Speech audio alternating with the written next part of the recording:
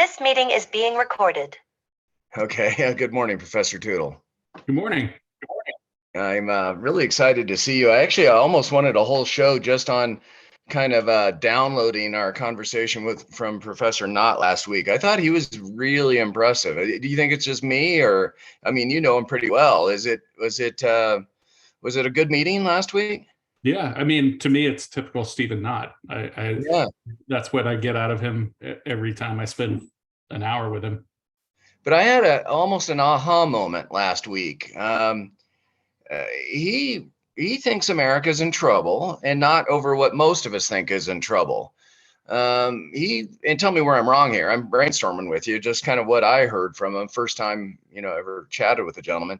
But he seems to think we're in trouble because we're viewing the presidency in the wrong way. And it wasn't the way our system was set up. And because we all want something, kind of a theme of yours, I want something, I want it now, or I'm mad at this, or I'm mad at that. And I want somebody who's going to take it to the other side. And he thinks that might be the death of our republic. I mean, we can't have that kind of a dictator, even if it's a dictator on our team. We should really be careful about getting what we want from a sole person. Now, maybe we can all want Congress to do something, but if the way our system's set up, if we want a king, then we might just get a king, and then that ain't going to be our system anymore. Am I over summarizing that, or can you give me some of your perspective on his books or what he talked about last week?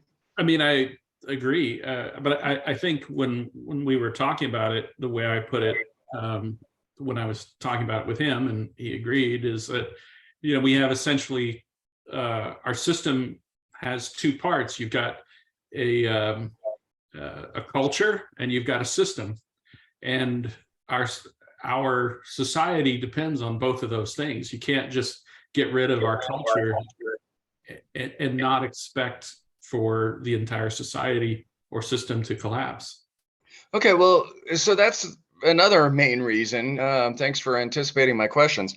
It's another main reason I wanted to do a reprise of last week's meeting. I know it's kind of weird to have a conversation about a conversation, but I think it's that important that we encourage people to slow down in their thought processes a little bit and say, is this what you really want? So you said something last week that didn't shock me to the core, but it was another aha moment that I went, gosh, I think he's right. You said something to the effect that you were stunned that there wasn't a mass civic outrage when a former president said it's time to abolish the Constitution. If necessary to keep what I want done, we just may have to suspend the Constitution. Mm-hmm. And you were shocked that there wasn't a cultural, not the systems, but a cultural that we all just went, what? No, or stop. And there wasn't that. I mean, I think I made a post and I talked to some friends who were willing to listen. But it was, and there wasn't that. I mean, I think I made a post and I talked to some friends who were willing to listen. But did you hear me twice, Professor? Yeah, I'm getting an echo. I think it's from Tony. No, maybe it's me. Weird. I don't know. Did you? I think I finished my overall statement on that. Is that accurate? Did you say something to that effect, or am I putting my own goggles on what I heard? Yes, no, that's it exactly. Well, but okay. So there's two of us that are chagrined and angry at our fellow citizens for not understanding our system enough to know that they should be shocked. They should be outraged is a weird word in this instance. It just should be a matter of fact. Okay, you're ineligible to serve. Why? Because you just told us you're ineligible to serve. That's the oath of office.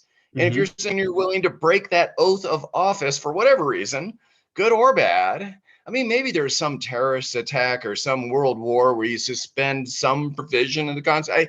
I get there's some nuances of extreme situations, but really.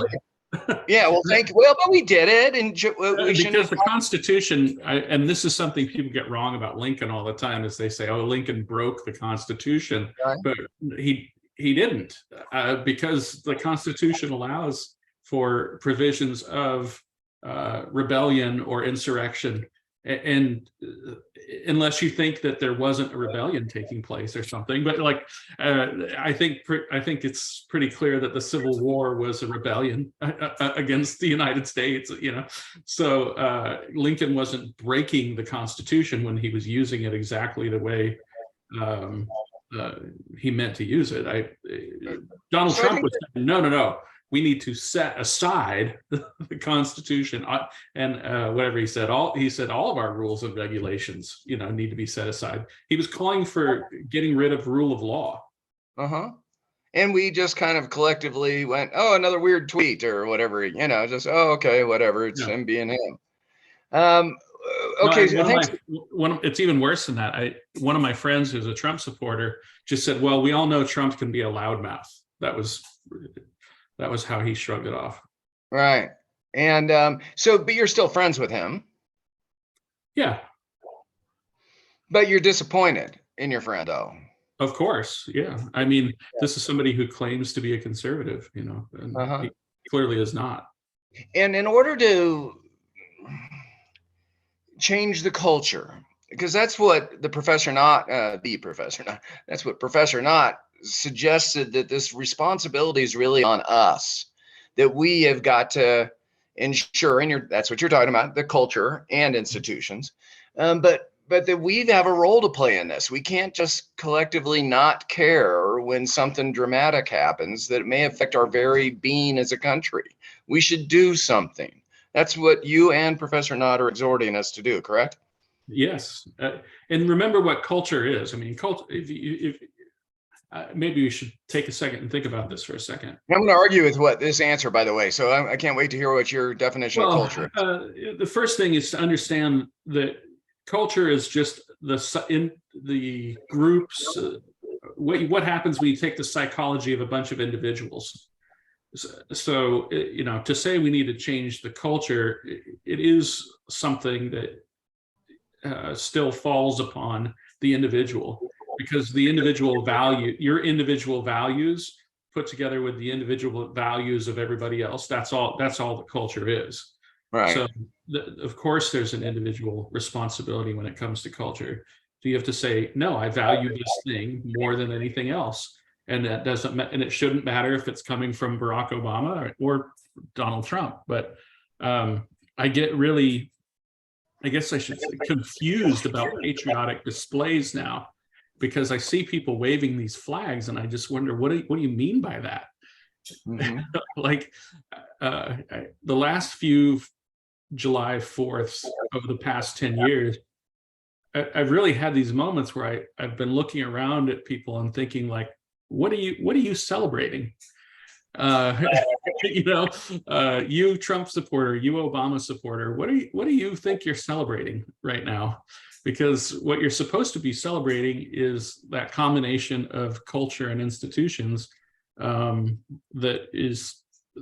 makes our society possible. Believing in these values that are going to be balanced peacefully. But when you have people basically arguing that none of that stuff matters anymore, I want to take their flags away. You don't actually, but yeah. Well, I just want to say, I remember this during the years ago when they had the NFL kneeling protest, and I remember always wanting to make the people who were kneeling stand up and give them a flag, and the people who were upset with them, I wanted to take their flags away. Everybody's wrong about all of this. It's about preserving what makes it possible to have individual rights, and you should. I think it also comes down to the way that what people think governing is supposed to do. Excuse me. And that kind of goes, that theme kind of goes throughout all of our conversations, whether we're talking about guns or gays or abortion or taxes or international problems. That kind of transcends everything we talk about, right? Yeah, and it seems like there's an element of it in so many parts of society. In education, we call it credentialism. We we think that somehow if we just give someone a high school diploma, that it will be the same thing as earning a high school diploma. It turns out that if you just give someone a high school diploma who hasn't earned one, all that happens in society is that people stop valuing a high school diploma. And if you start just handing out bachelor's degrees, the same thing happens. There's this belief somehow that if you eliminate a standard or make a standard meaningless, that somehow you solved the problem. Just imagine if engineers who built dams thought this way. Say, right. Oh, look, there's water coming through the dam that's about to flood everyone. Well, what if I took away your device that measures that? Have I solved the problem? No, the whole place gets flooded. But we do this all the time with law. We think that passing a law is the same as achieving something. It's not. And so even laws have become symbolic, when every single person, I don't know if it's every single person, but many of the people who defend Hunter Biden are the same people who will say we need stricter gun laws. And you say, well, he did one of those things that you call for. He was a drug addict who lied on his form to get his gun. And here you go. Here's your chance to enforce one of these stricter gun laws that you think will prevent crime or something. And for some reason, you don't want to do it. And the same thing goes at the state level with the enforcement of gun laws everywhere. And yet, so we somehow think that passing therapeutic laws, therapeutic rules, therapeutic regulations, that somehow will solve a problem, and it won't. It'll never solve a cultural problem. A culture, and let me be a little more clear about this. All teachers know this instinctively. That all you can do is set up the preconditions for success. You can't actually make someone successful.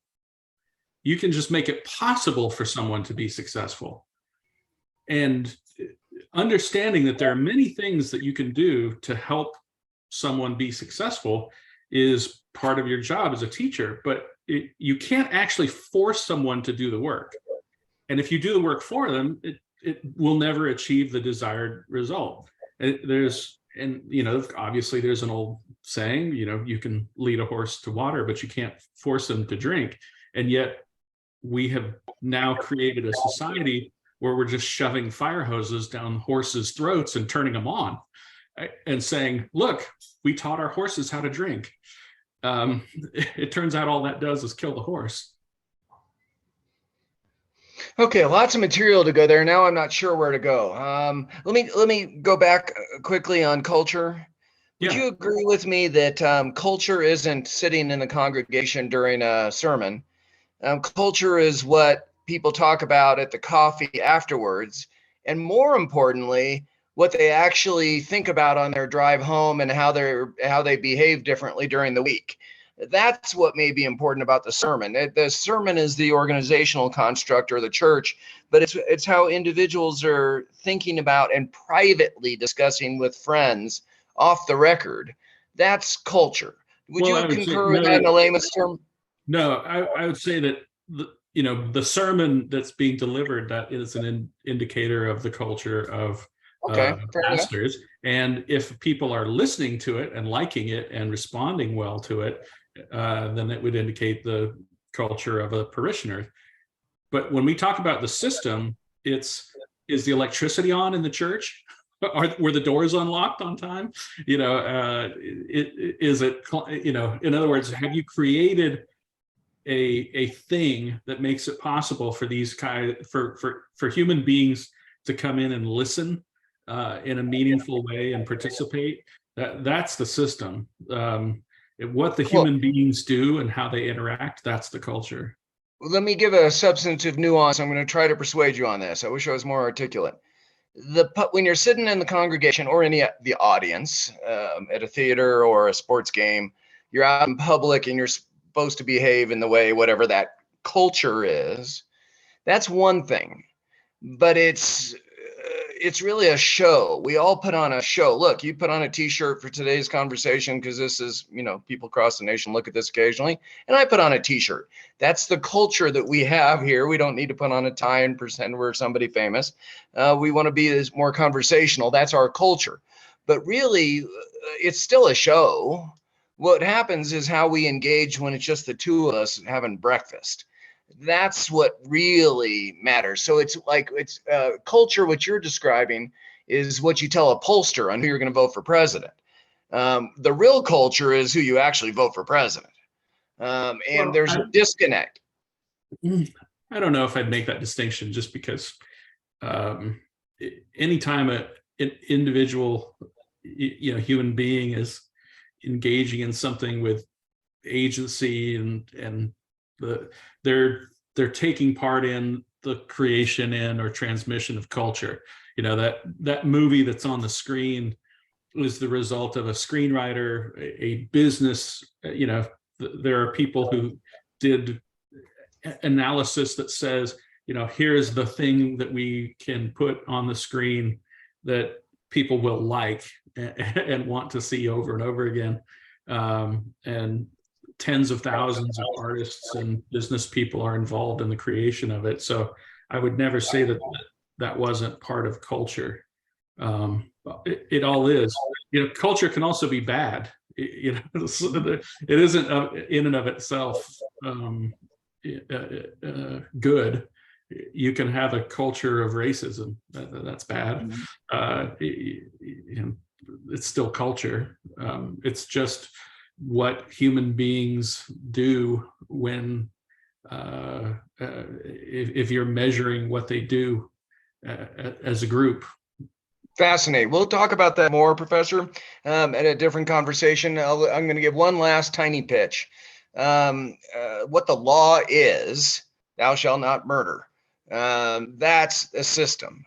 What people actually do, whether there's a law or not, is culture.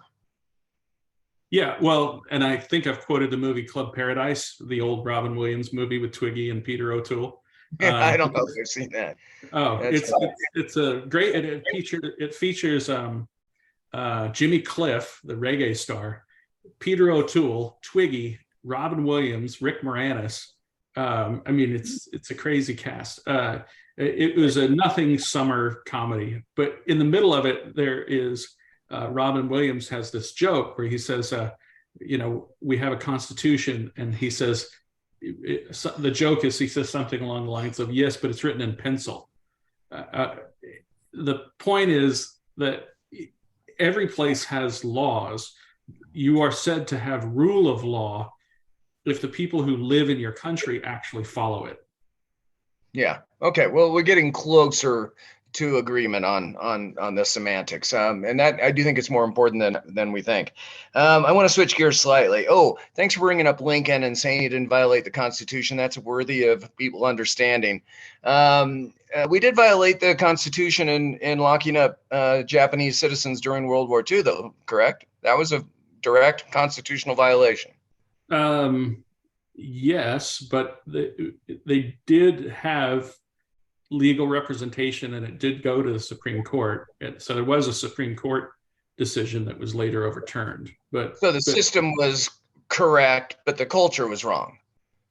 Well, human beings trying to enact ideals are always going to be making mistakes. We talked about this when it comes to Supreme Court decisions too, where you say, well, you agree with the decision. Well, no, I don't agree with every word of it. There isn't a single Supreme Court decision I would say is every single syllable is exactly the way that I would have, wanted it decided. Every part of our society is ruled by human beings. And the genius of our system is not that human beings can't sin anymore. Our system is not designed to make it impossible for evil to happen. Our system just limits evil. So you look at something like Japanese internment, and if you think of that as being a failure, look at what every other country was doing to the people they were at war with at the time, and ask yourself, which of these was the most humane? So give that's I don't know that answer. What did other countries do as examples? They murdered them. They were just murdered. They were killed. You're talking about how about European countries and what they did with Germans or Russia, Germany, like France, England. Well, I shouldn't say in England because they didn't have a lot of citizens from other places at that time. But if you look at how the Japanese treated all non-Japanese people during World War II, you would say this is horrific. I mean, there were millions and millions of people that the Japanese murdered. If it weren't for the Holocaust, and then later what we found out that both the Germans and the Russians did in World War II, what the Japanese did to just the Chinese were among the greatest atrocities ever committed by anybody. And so the answer is, when this war starts, in comparison to what was going on in the rest of the world, the evil that was unleashed upon the Japanese people, it wasn't good, but it was less than what happens in most of the world.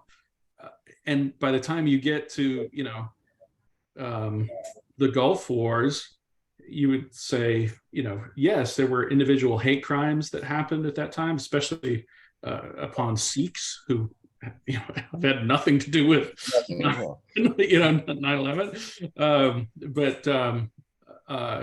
And we would never say, oh, what happened to Sikhs after 9/11 was good. But the fact that these were officially condemned and recognized as hate crimes, and actively, you had a culture and a system trying to actively minimize those things. President Bush going on TV and giving speeches about Islam as a religion of peace and stuff, all of those things are a measure of how a pluralistic system limits the evil. A protection of rights under a pluralistic system doesn't prevent individuals from, engaging in individual acts of evil, but it creates a culture that limits it. So that's why you can look at any stage in American history and say that there were atrocities, but almost all of the worst atrocities were not necessarily committed or organized by the government of the United States.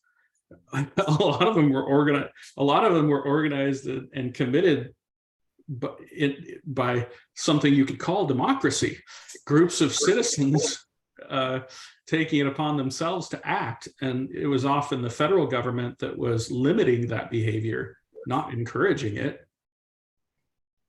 Fascinating. On the Japanese point and their treatment or murder, as you say, of Chinese citizens, I do think I've read one article that in my entire life. Don't think I ever took a class or read a book. I think I've read an article and I've forgotten about it until you. Not just there in Vietnam and East Timor and the Dutch East Indies. I'm trying to remember that they had work camps where they were working people to death. They also had chemical weapons programs. I mean, again, I'd have to remember it off the top of my head, but you're still talking about hundreds of thousands of murders, if not in the low millions. Again, it's not the Holocaust. When you have this other thing that's 10 times bigger, that's what we tend to focus on. But if it weren't for the Holocaust, and if it weren't for the later revelations about communism, we would definitely be looking at the atrocities of the Japanese. Fascinating. Excellent point for us to continue to explore more history. Now, let me get to the point of today. Ready? Yeah. A year from now, and I'm not sure it's this week, but it's about this time, a year from now, the primary elections will be over in America, right? We'll know who the Republican candidate is and who the Democratic candidate is. There's a chance we may know in February or March, but by July, we'll definitely know, correct? I think so, yeah. Yeah. So how many candidates are there currently across the board? Everyone who's filed for president, and there may be some weird, obscure candidate in one state, but national candidates, how many are there? And I know you're not an expert on contemporary. It's probably close to 15. 16. So there's 16 candidates. And there's one more we know of that may jump in the race, and that's Rick Scott. So there could be 17. There might be, if the no labels movement moves ahead and chooses somebody, and it may be Chris Sununu or somebody else that they like, there could be 18. But it looks like the field is between 16 and 18 right now, and it will probably just dwindle. It probably won't keep going up unless it's just some wackadoodle person. Mm-hmm. Tim Scott may be the only, Rick Scott, I mean, maybe the only notable exception. Are all those 16 to 18 candidates eligible? This is a trick question. Eligible to serve as president of the United States? Probably legally, yes. And it is a trick question. So yeah, you have to be 35 and a natural born citizen. That's the requirement to be president. Are there other requirements though? And I'm trying to jump into Professor Knott's conversation and what you just said earlier today. Are there other requirements to be eligible to be president of the United States? Well, I would say you have to at least be willing to take the oath and fulfill it. Okay, so you just changed your mind then. It's not 16 to 18, it's 15 to 17. Yeah. And I don't mean to be pinning you down so you can have more haters on, against you, but you and I believe the former President Trump is ineligible to serve as president of the United States again.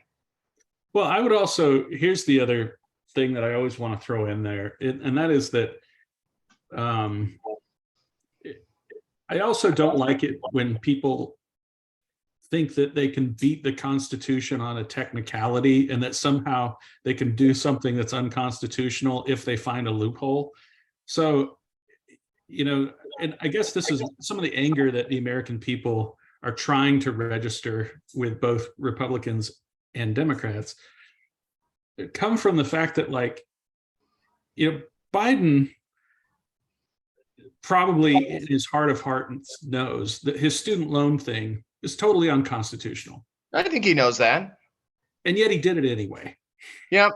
And so this is where your Trump supporters will say, look, at least he says it. So Trump's being honest when he tells you that he's going to break the Constitution, and the only difference is that Joe Biden's lying about it.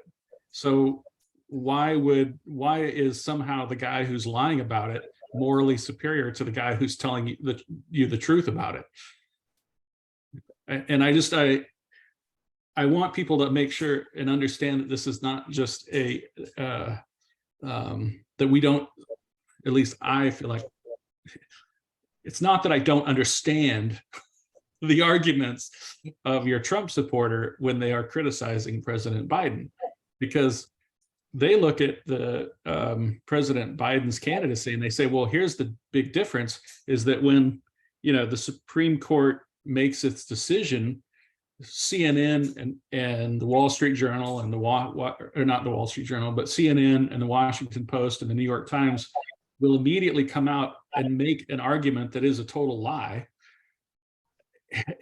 And that indicates that the system is broken. And thus, if the system is broken, then we just need to have our guy who is acknowledging that the system is broken. Or a bigger breaker. If it's broken anyway, might as well break it in our way. Yeah. Yeah. And that somehow this makes President Trump morally superior to the Washington Post and the New York Times and Joe Biden.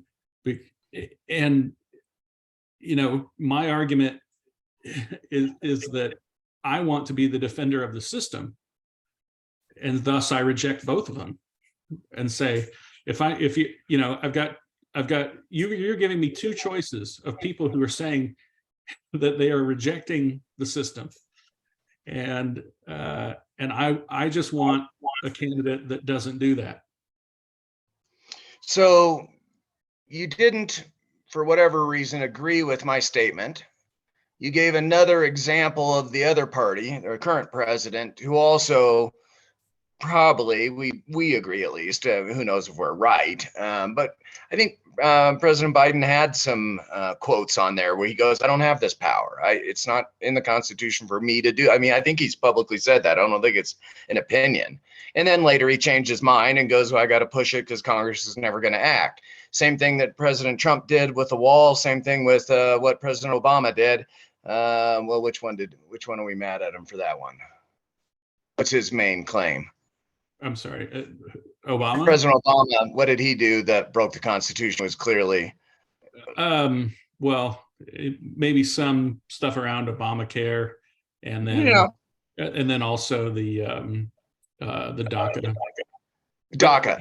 But DACA it's just the first one that comes to mind. There were a lot of things in his second term that were pretty feckless. So I think if I'm hearing you though, yes, those are 4 or 5 examples we've just talked about with the last 3 presidents. But there is a distinction between President Trump's and not, or no, they're all bad, so we can't vote for. There's actually not 16 to 18. Joe Biden's not eligible to serve again because of his student loan forgiveness. Are you willing to go that far? For me, I mean, I won't vote for him. Right. So, I mean, ultimately, that's all I can do is mark my own ballot. Well, but it puts us in a quandary, though, doesn't it? Because I probably still will vote for him over Trump. So out of those 18 people, I'm looking for somebody better than Trump and Biden. And I'd like to chat about a couple, if you don't mind, for a few minutes. And we'll have, obviously, there's a year left, and you and I will probably do another show once it winnows out a little bit more, once it becomes crazier. But so I'm still willing to vote for Biden, and you're not. Cool. Against Trump. And I get that. But you're not voting for Trump no matter what, right? Right. Or you vote for him. It's Trump against some other, and you're going to vote third party or leave it blank. It's hard to say.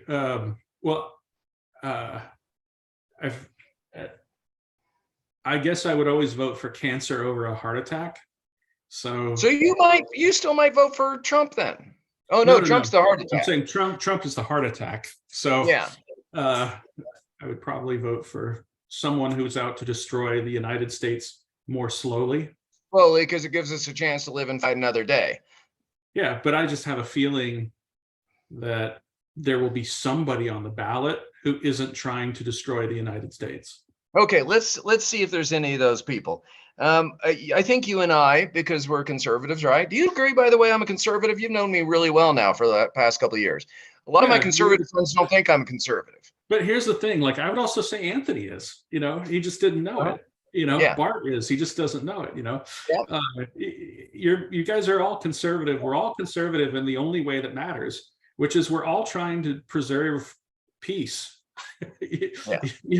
We're all trying to preserve the thing that allows human beings to live lives of their own choosing and free of violence. And to me, like if you're trying to preserve the American system, if you're trying to preserve pluralism, you're a conservative in really the only way that matters. So that includes most liberals then. What's that? That includes most liberals then. They're actually conservative on the thing that most matters. As long as they value pluralism and the preservation of pluralism, then yes. Yeah.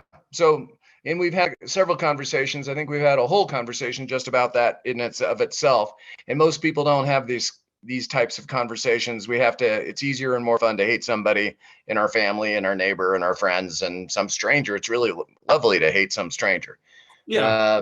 I mean, and that's why I would say, here's what I'll say something completely outrageous that I will defend as true.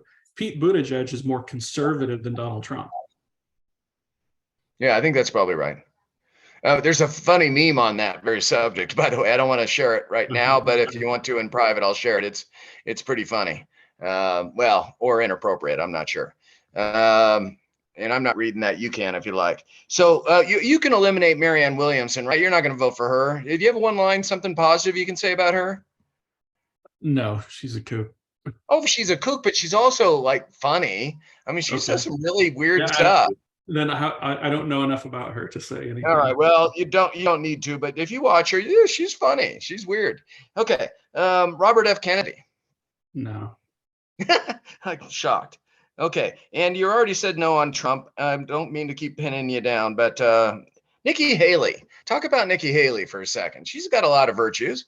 Yeah, I was going to say, absent her, if I could somehow erase the Trump part of her, past. And then the other thing about rising in South Carolina politics, she didn't exactly, make every statement that I would like in terms of equality at every stage of her career. But yeah, I think she'd be a good president. She'd be fine. And I wish she had a little more backbone. It seems like she has to, she'll throw something out, caring what the polls say or caring what some influential donor says, and all of a sudden she'll immediately backtrack on it. Really? I mean, if you're confident, say it and stand by it. And then there's lots of people I disagree with. So I actually hold that against her more than anything else, but she's a competent person, right? But yes, and people who know her personally will say that she's all those things in private. Yeah. That she is actually a good and sincere person. Yeah.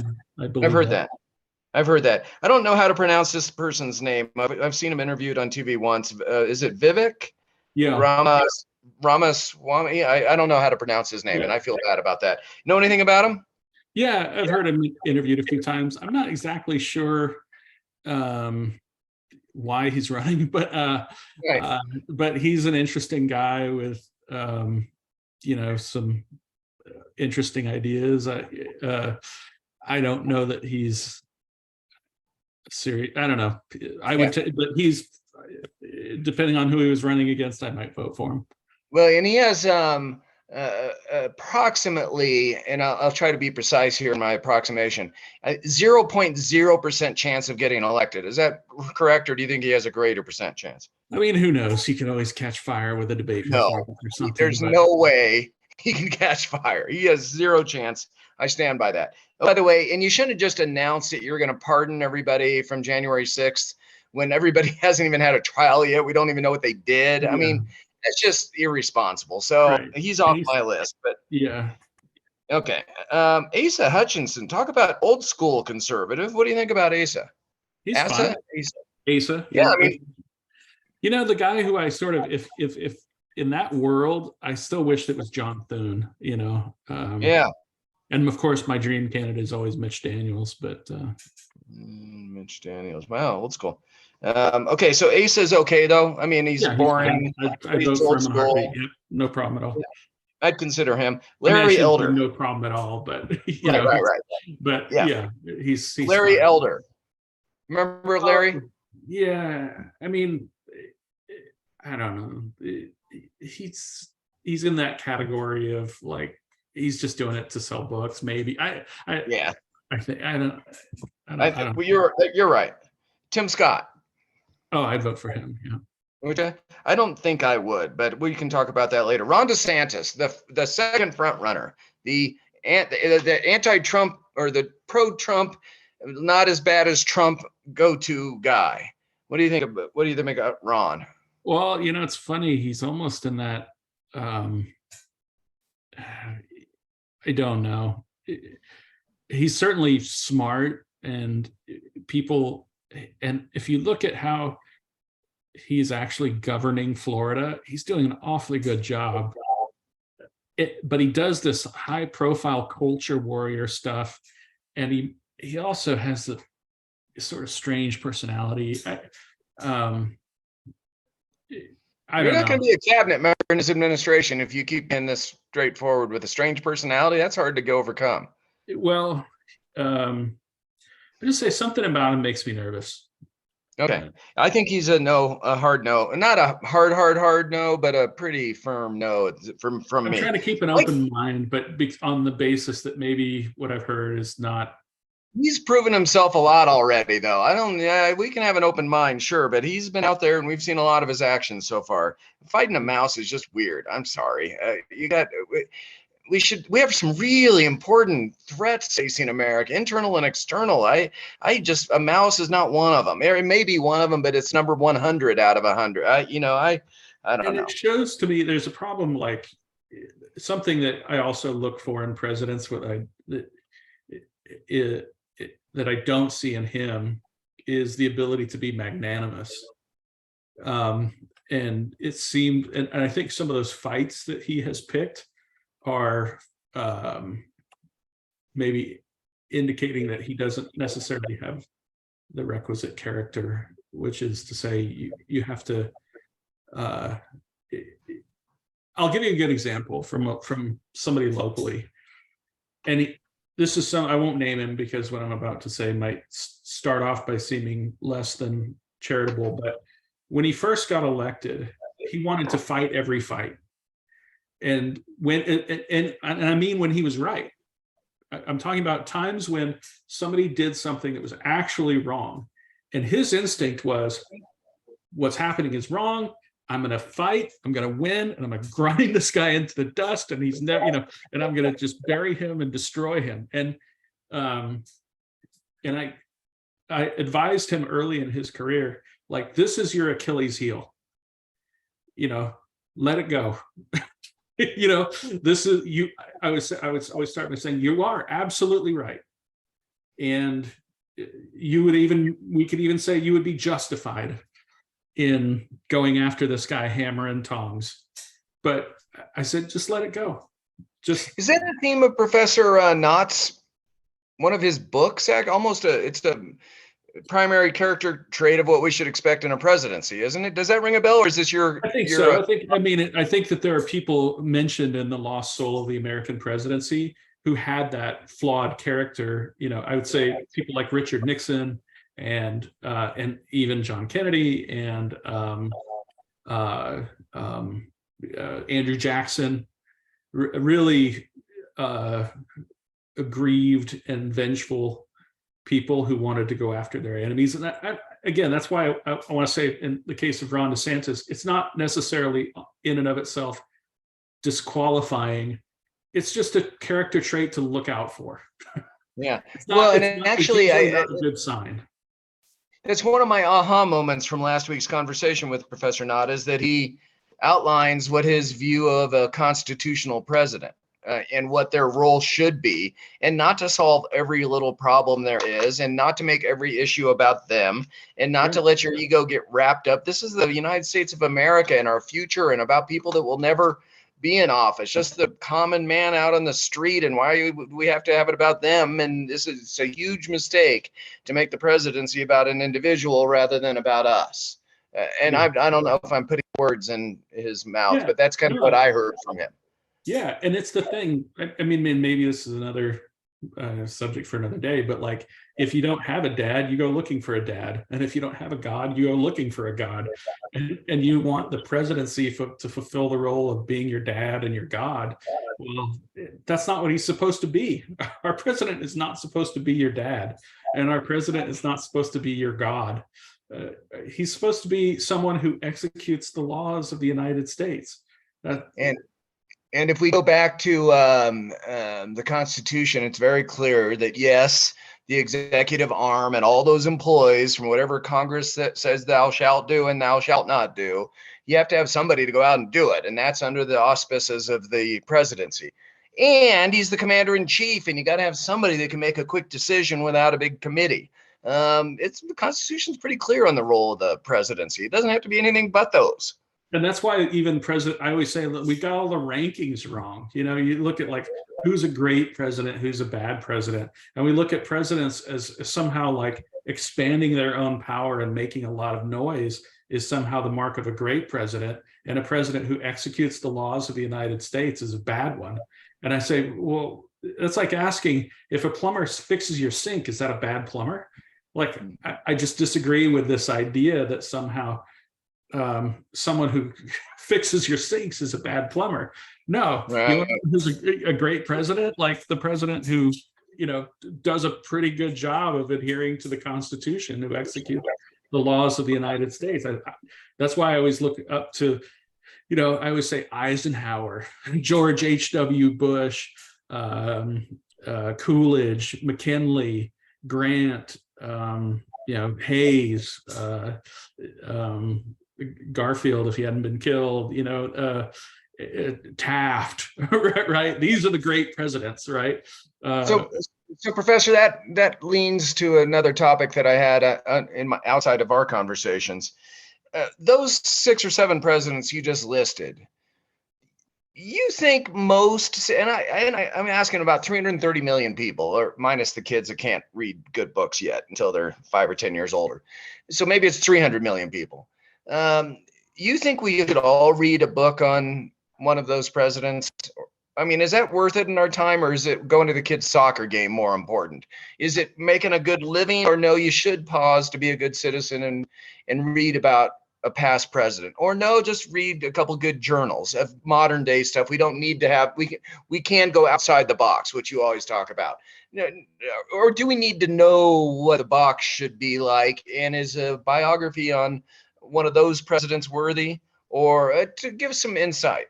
Well, I would say yes, because I think that reading a book is the only thing that really changes you. You have to form this conversation, we're trying to do good citizenship here by leading by example, supposedly, and maybe somebody will tune in and watch this and have an aha moment, but it's not our conversation. It's actually steering them to one of these books if they happen upon this conversation. Is that right?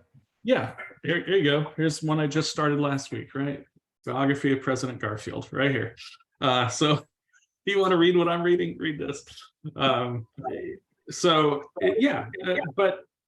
I also think, I was thinking about this as I was reflecting on Professor Knott.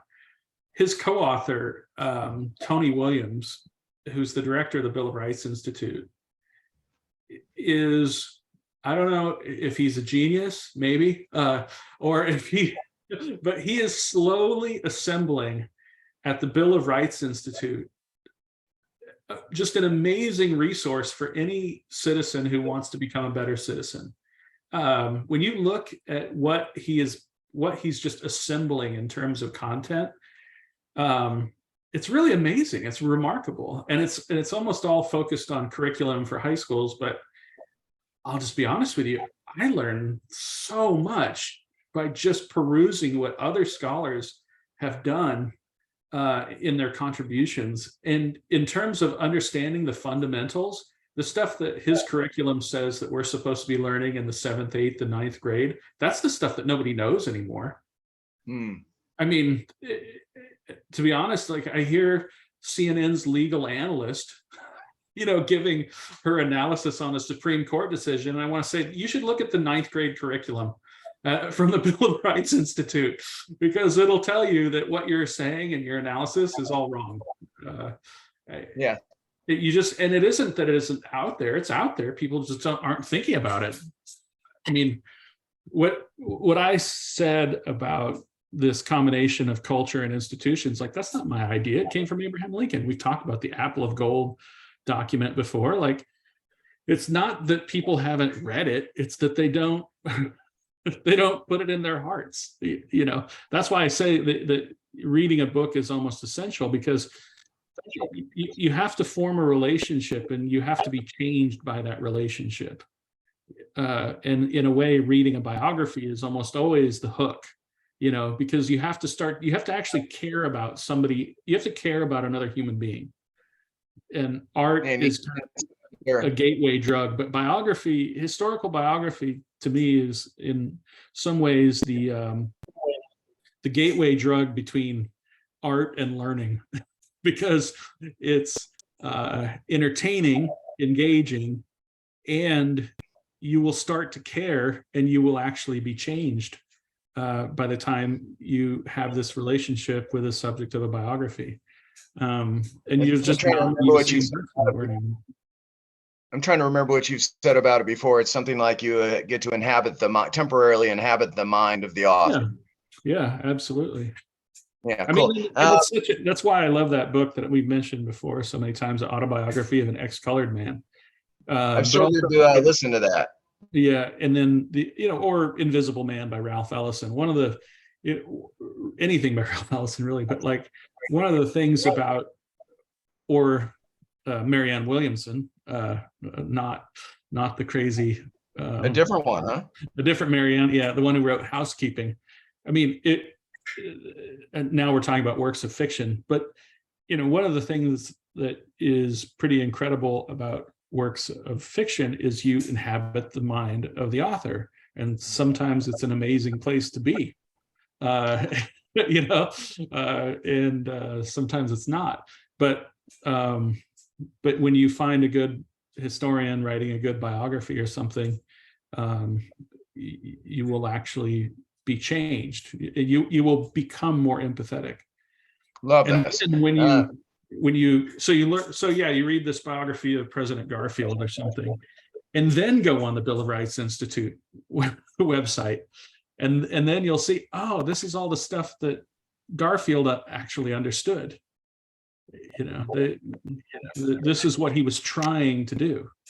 And the same could be true of Grant or anybody else, for that matter. Excellent. I really appreciate your points, Professor. We're running out of time, so you've got to like one line on each of the following 7 or 8 people. Ready? Okay.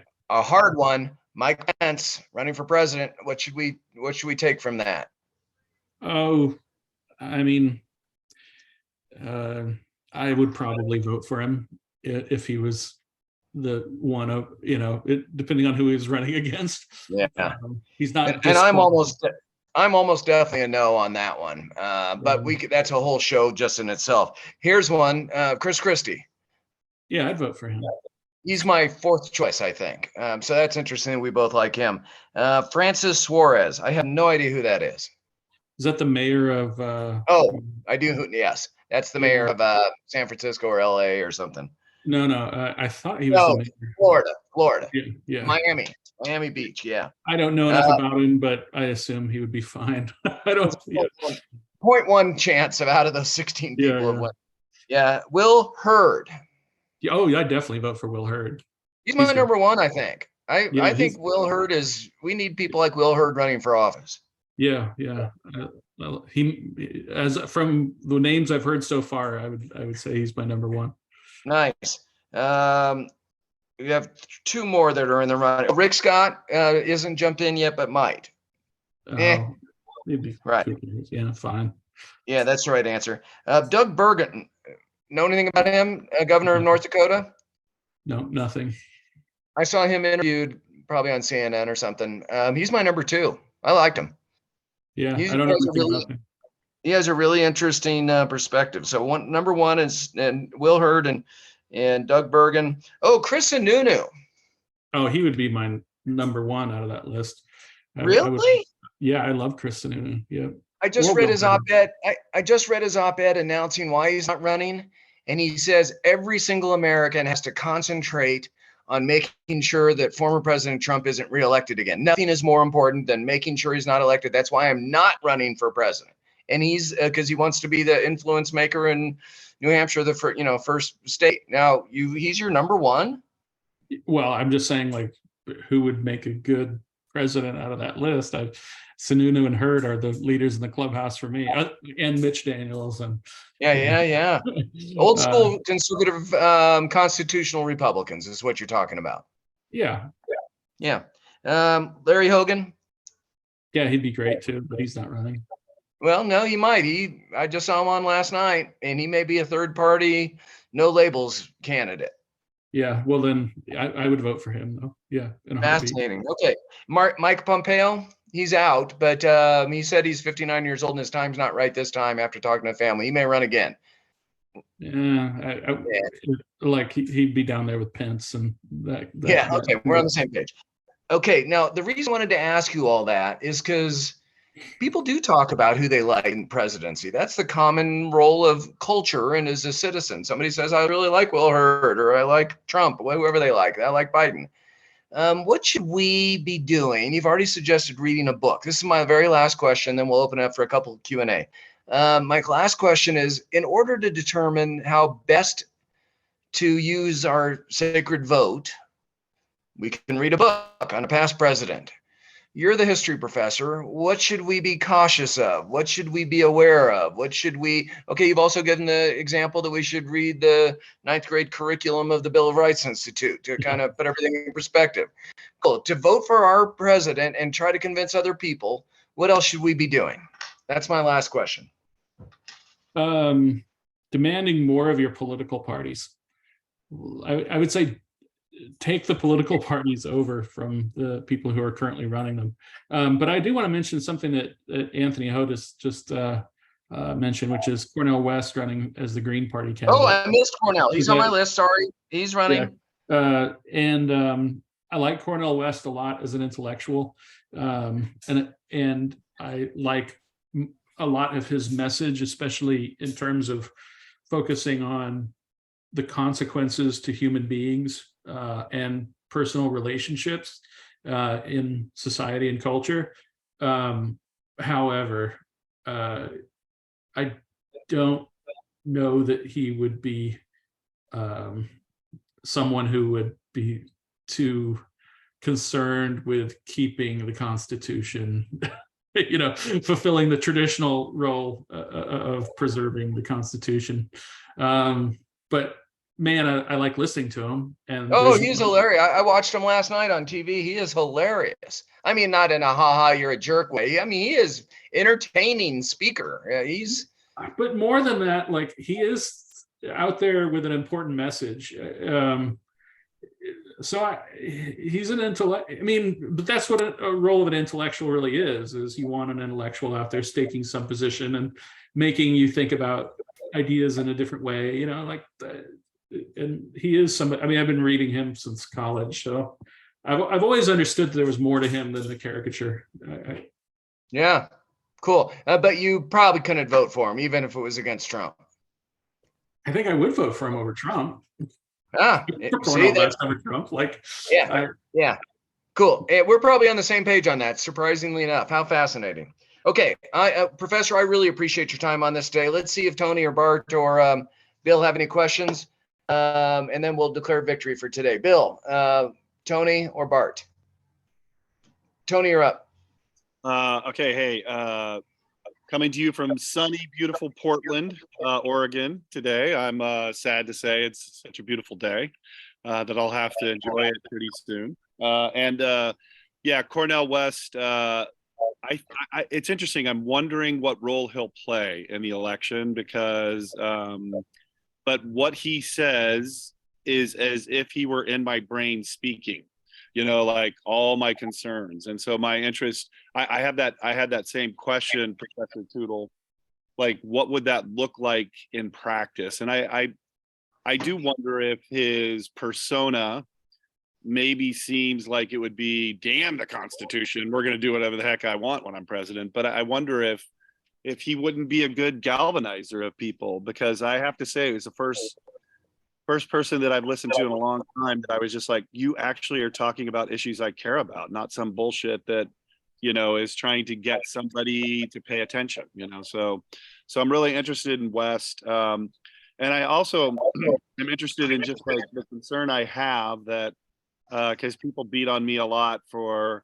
a vote I might have made several years ago that might have led, because I voted third party, that might have led somebody to be president that maybe shouldn't be president. And I'm like, I think we need to stop this conversation about, oh, you shouldn't vote third party, you're going to split away from, and it will end up with a worse president. I wonder how you feel about this like two-party system we're stuck in, and what's the trapping of it? What's the benefit of it? That kind of thing, or something around that. It could be. Terrific question, Tony. Yeah. Professor. Well, I think that we all have a moral limit, and in other words, some of us are trapped by our own state laws. So I'm imagining, what if I were in a state where there were 3 names on the ballot and someone's holding a gun to your head and says, you must mark one of these 3 names, right? And if those 3 names are Joe Biden, Donald Trump, and Cornel West, and again, gun to my head, I'm voting for Cornel West. Like, Like now, somebody who I think is unqualified to be president of the United States, right? Because at least he doesn't have a demonstrated history of like breaking the Constitution. So, but thankfully, there's no one who puts a gun to your head when you vote. And I say this as somebody who has left it blank now a couple of times. Like, first of all, we talked about this with what is culture, but like culture is just, if you look at an individual and how you orient your own personal values, right? And when I looked at my ballot, I looked at a bunch of names that I could not vote for. And so I did the only thing. I still voted for every other office. So I'm not with those people who say don't vote, right? Because you should still vote on every other issue and person who's on the ballot. But you can't make me. You don't get to be in charge. I mean, this is something I learned from James Weldon Johnson. Like, you don't get to be in charge of my brain. You don't get to be in charge of my values. I say what I believe, and if you find, I was in a pickle in 2016 because I found not just the front runners, but the number 2 people to be morally reprehensible in both parties. So here was my dilemma in 2016. It was like, I couldn't vote for Trump, but I also couldn't vote for Cruz. I couldn't vote for Clinton, and I could not vote for Sanders either. So I was like, I'm out, I'm out. I've got nothing. And not to be too wonky on you, Professor, but undervotes count as well. If it's just one person that undervotes, that doesn't matter. But if a bunch of people undervote, that's sending a message more important than we know. Well, I should say, I guess I voted for that guy in Utah, the Mormon, because I voted for him too. Qualified on the California ballot. So I did find Evan McMullen. Yeah. We should interview him, by the way. So I found in the way it works in California is you have to be qualified in order for your vote to count.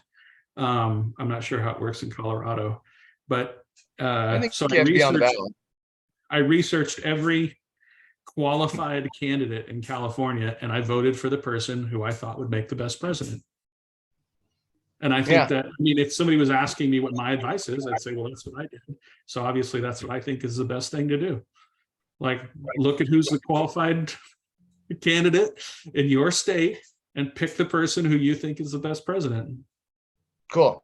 Did that answer your question, Tony? You good with that, or you follow? It totally did. And you and I, Dr. Tootle, the conservatives that we are, in that situation with those 3 people on the ballot, would be voting the same way. I feel the same way. Biden, if it was Biden, Trump, and West, for sure, I'm voting West every day, all day long, because for a lot of different reasons, but oddly and interestingly enough, that you and I would find ourselves in the same place because we're such great conservatives. Well, there's three of us. Out of the 330 million, there's 3 of us. Bill, what do you say? So can I press you on this? Because I really struggle with this. Because I want to vote for the best person, but if that third candidate is somebody that I'm pretty sure if they get a lot of votes, then it's going to be Trump who gets elected instead of Biden, then that terrifies me. And it's a horrible moral dilemma, I think. But we have to, Bill, let me jump in, and then the professor can give something more sophisticated. I think we put our time and energy and money and volunteerism right now, on who best can represent our country's interests over the long term. At a certain point, when it gets down and you see whether it's going to matter in the state or not, that's when you can pull the trigger the other way. So yes, I'm happy to vote for West. if those other two choices, unless my one vote's going to change Colorado's electoral votes, and then I'm voting for Biden if those were the three candidates. But that's at the last minute. Right, And by the yeah. way, the privacy of the secure both, no one in the world will know except for me. I may have been talking about it for a long time, but when the bottom line is I'm going to do what's good for the country long term. That's what I mean by culture, Professor. Now, correct me wrong, or you wanted to follow up, Bill? No, I just say, the best, sometimes I think about this in terms of like parenting advice. When people are asking for parenting advice, I've heard other old parents say this: if you're asking for advice, you're not the problem. If you're agonizing over your vote, you're a good citizen, like you're not the problem. That's So, great advice. And it's kind of the same answer I would give to Tony when people give him grief about his past votes. The central message of Christianity is you have to be able to forgive yourself. So like if you were agonizing about your vote, you're not the problem. And you're not responsible for what other people do. You want to know who's morally responsible for Donald Trump? Donald Trump. Like he is. And that's it. Sure, there were enablers who directly enabled what he was doing, but people who are sitting in the voting booth and agonizing over what's the right thing to do and what's best for my country, you're not the problem. Give yourself a pass. You're fine. It's like the guilty people in church, right? Like, you're fine. I think that's whatever you do, or I'll tell you the way my dad put it when my grandpa died. He said, whatever you do is the right thing to do. Because I didn't know how to act. Like my grandpa died. What do I do? How do I act? And my dad just said, like, you loved your grandpa. Whatever you do, that's the right thing to do. Like, and it's always my advice when people, if you're a parent who asks how to parent, like just think about accessing the most loving and kind and thoughtful part of yourself. Do that, and then you'll never be the problem. excellent advice to wind up our show. Bill, you have a follow up, or are you good with that? I'm good with that. With this whole show, and especially Stephen turning the spotlight to culture and systems, that could spawn a whole bunch of further conversation. It's a great model lens to look at things through. Well, I would say, I read, that's Abraham Lincoln idea. I've always said, like, almost all of social science is just trying to catch up with what Abraham Lincoln understood in 1861. And most social scientists and legislators still aren't there yet. Do you like the book Twisted Path to Anti-Slavery about Lincoln? Do you like that book? I might even have it on this shelf in front of me. I'm in my laundry room, so I've got. We're at 3 minutes, just to make sure everybody knows. In 3 minutes, this shuts down. Thanks, Tony. So you like that book, Professor, huh? Yeah, I think so. Yeah, and I finished that a year ago, but I need to read it again because I'm a slow learner. Bart, you get the last word of the professor, or no? This conversation has been so good. I think we're at a good place to stop, to be honest. Excellent. Professor, you get the last word then. Well, just how much I appreciate this team of people. I think you all deserve praise for what you do and how you live your lives, and the fact that you're scrutinizing your life. And I'd say that to somebody who's listening too. Like, you're a good citizen. You're trying. You're not the problem. you deserve praise and encouragement. People should be patting you on the back. Love that. Let's finish with that. Professor, have a great day. Gentlemen, thanks for your time. And Bart, thanks for adding in when Jake was gone. You are boy, what are you, a lawyer? Anyway, everyone, thank you for your time. Have a great day. Yep. See ya.